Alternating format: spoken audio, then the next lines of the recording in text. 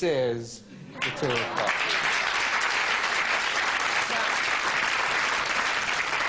I have a sense from your reaction that you're somehow unrequited. Perhaps it was the power of my statement. Maybe you want me to take this a step further.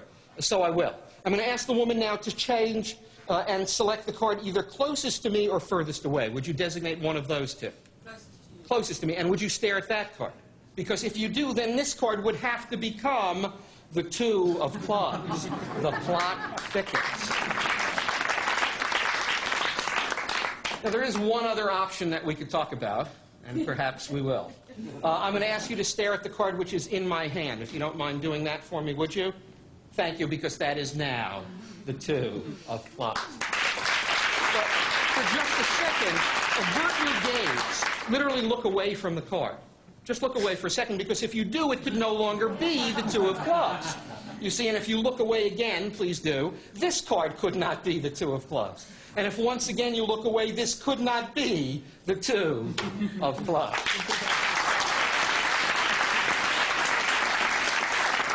So you've witnessed an experiment from the 19th century, an experiment called Everywhere and Nowhere.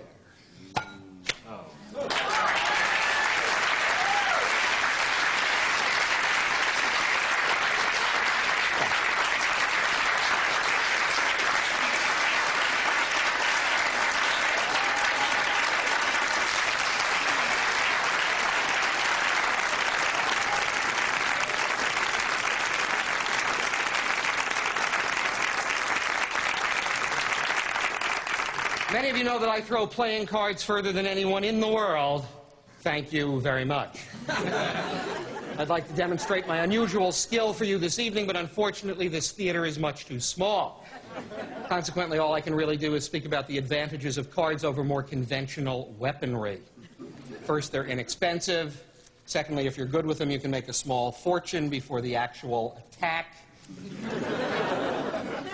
Third, there have been no convictions for carrying cards as a concealed weapon. If you are, for instance, attacked by a door, you could kill the door, but I know what you're saying.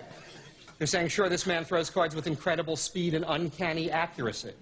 But can he throw a card and have that card returned to his hand, a simulacrum of the Australian boomerang?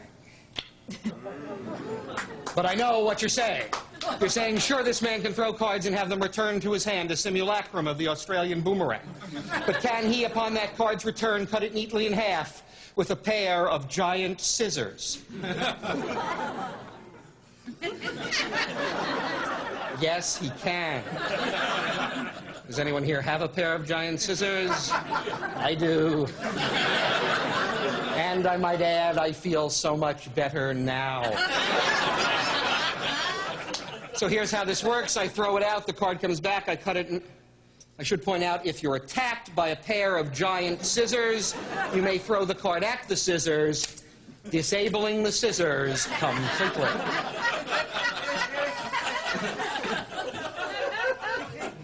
But for those of you who prefer skill to verbiage, apparently all of you, I will throw the card in the air and upon its return cut it neatly in half with a pair of giant scissors.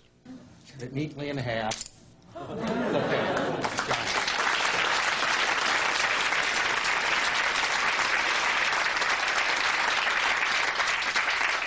Quod erat demonstrandum.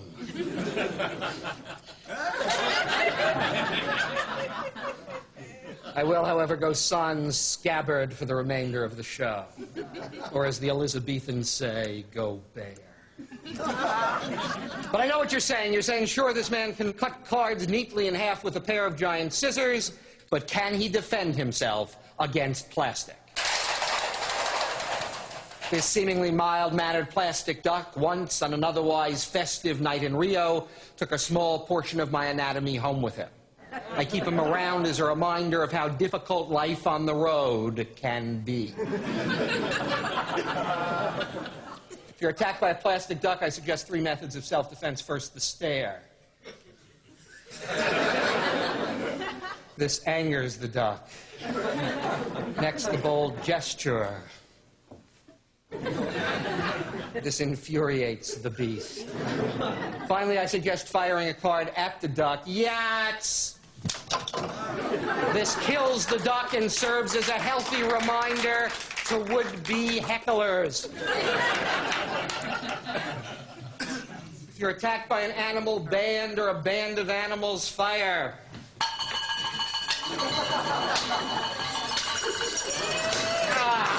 Yats!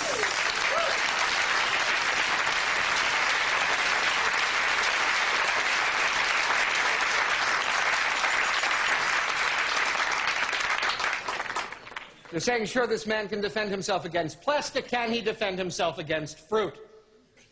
Ladies and gentlemen, I will not waste your time with kumquats, pears, or prunes. No, no, no, no, no, no, no, no, no.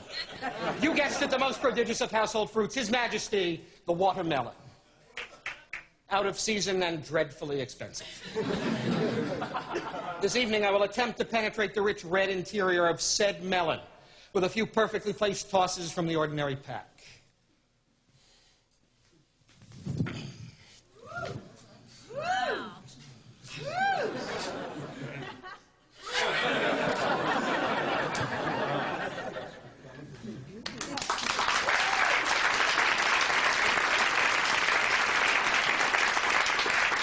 Many of you will notice that my last two shots have landed in exactly the same slit in the watermelon. A feat so impressive, I am forced to mention it myself.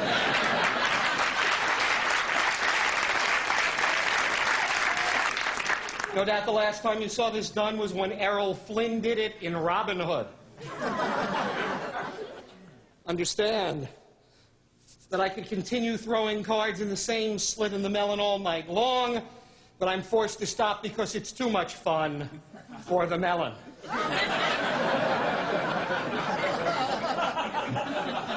But I know what you're saying. You're saying, sure, this man can throw cards into the rich red interior of said melon. Can he penetrate the even thicker pachydermatous outer melon layer? Yes. No! Who the hell could do that?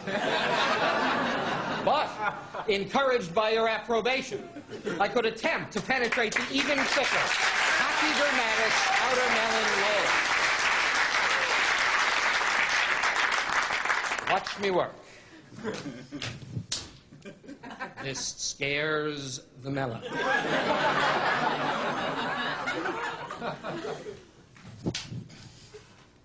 This wounds the melon.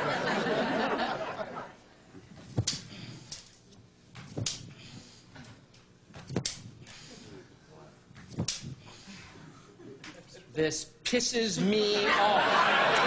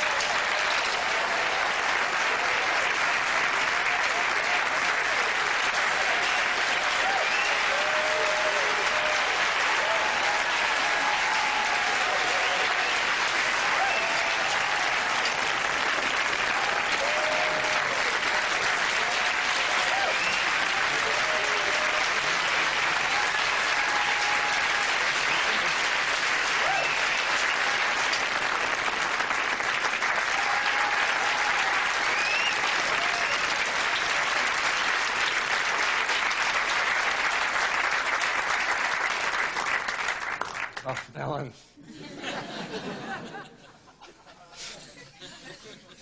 You know, until Johann Nepomuk Hofzinser called playing cards the poetry of magic, a conjurer's skill was determined entirely on his ability to perform one effect. That was called the cups and balls. There are many people who tell you it's the oldest effect in the history of magic. That on the tombs of the king Beni Hassan of ancient Egypt, there are representations of Nile magicians doing the cups and balls. I'm not one of those people. I will tell you the game was known to the Greeks and Romans, that Seneca wrote about it, that the earliest iconography in our venerable art, the famous planetary drawings of Ulm in the 15th century, do show cups and balls conjurers. The game has been played continuously for hundreds, if not thousands of years.